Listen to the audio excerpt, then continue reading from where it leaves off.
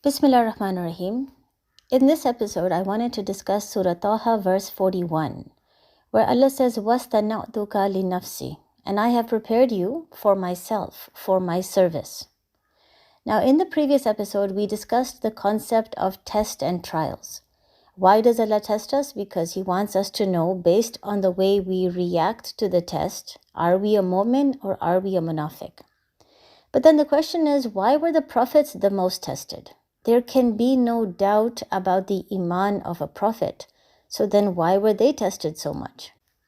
Another reason why Allah tests us is so that the Almighty can groom us and prepare us for His service. And that is exactly what is mentioned in this verse. In other words, each person has a specific set of qualities and strengths that Allah has placed inside of him. No two people can have the exact same strengths, and this is what makes every person unique. So for instance, some people are known for being very wise. Some people are known for being patient. Others are known for being courageous and daring. They love to take risks. Some people are very bold. They are very outspoken. Other people are very timid and quiet. So each person has his own set of strengths and qualities that Allah has bestowed him with.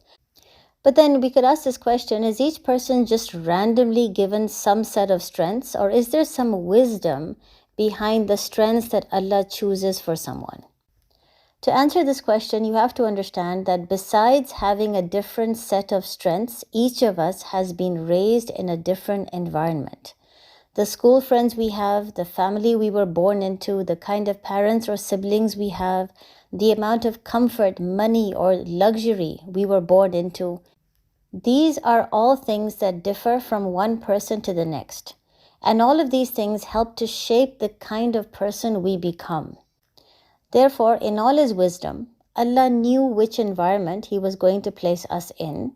He knew what kind of challenges we were going to face, what obstacles would come our way, and that is why He gave each of us a set of qualities that is ideal, that is perfect for us to not only survive in our environment, but it's also perfect for the mission that He has selected for us.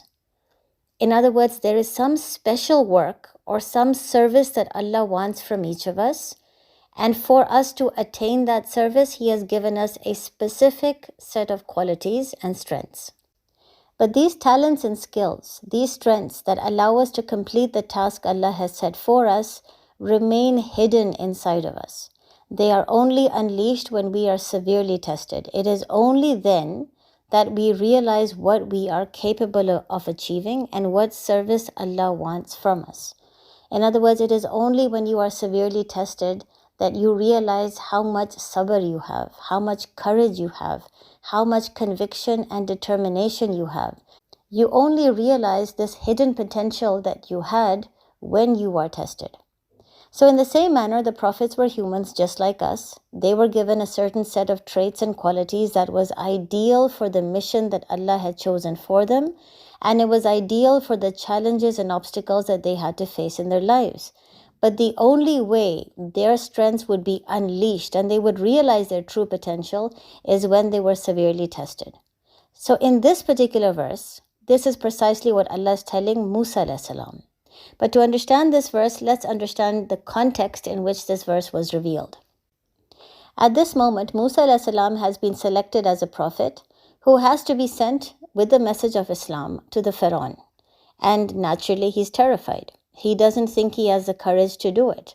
The determination and courage was already inside of him, but he underestimated himself. So because he thought he wasn't fit for the job, he asked Allah for his brother Harun alayhi salam to accompany him. And then he started to share his fears with Allah, revealing how terrified he was of the Pharaoh, even though he was talking at that time to the King of Kings. So Allah reminded him of his life's journey ever since he was a baby. Everything that happened to him was not a coincidence. It was designed and planned by Allah. He just needs to reflect. Did he not spend years in the Pharaoh's house refusing to worship the Pharaoh? Where did that courage come from? Did he not love to side with Bani Israel whenever he saw them being oppressed, even though he knew that the Pharaoh hated it? Where did that passion for justice come from? Did he not just run from Egypt to a foreign land, Madian, with no food or clothing or any assets with him? Where did that strength come from? Did he not just spend years in Madian, far from his family and home? Where did that sabr come from? So Allah informs him that he has been tested ever since he was born to unleash his potential, and in doing so, Allah has prepared him for his service. Now, does that mean that no more tests will come after this? Of course not. More tests will come because there is still so much more that Musa is capable of achieving.